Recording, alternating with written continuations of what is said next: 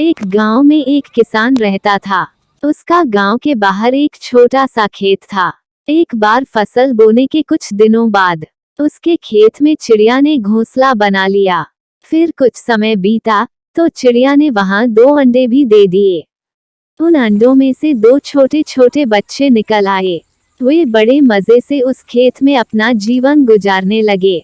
कुछ महीनों बाद फसल पक गई और कटाई का समय आ गया। गांव के सभी किसान अपने खेतों की फसल की कटाई में लग गए। अब चिड़िया और उसके बच्चों का वह खेत छोड़कर नए स्थान पर जाने का समय आ गया था।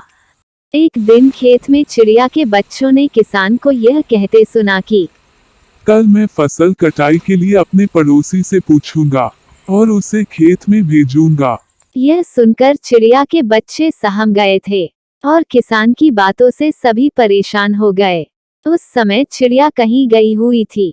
जब वह वापस लौटी तो बच्चों ने उसे किसान की बात बताते हुए कहा, माँ, आज हमारा यहाँ अंतिम दिन है। रात में हमें दूसरे स्थान के लिए यहाँ से निकला होगा। चिड़िया ने उत्तर दिया, इतनी जल्दी नहीं बच्चों, मुझे नहीं लगता कि कल खेत में फसल की कटाई होगी। चिड़िया की कही बात सही साबित हुई।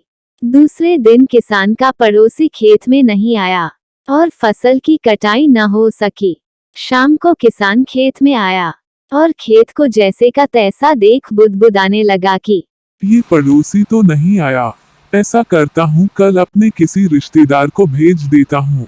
चिड़िया के बच्चों ने फिर से किसान की बात सुन ली और परेशान हो गए। जब चिड़िया को उन्होंने ये बात बताई तो वह बोली, तुम लोग चिंता मत करो, आज रात हमें जाने की जरूरत नहीं है।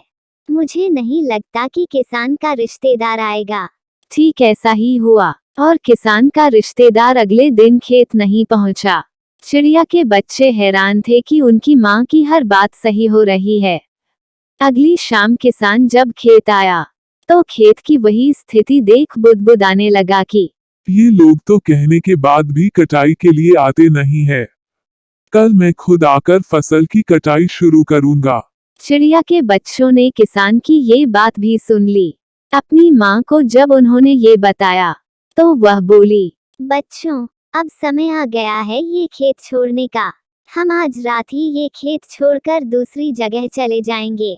दोनों बच्चे हैरान थे कि इस बार ऐसा क्या है जो माँ खेत छोड़ने को तैयार है। उन्होंने पूछा तो चिड़िया बोली, बच्चों, पिछली 2 बार किसान कटाई के लिए दूसरों पर निर्भर था।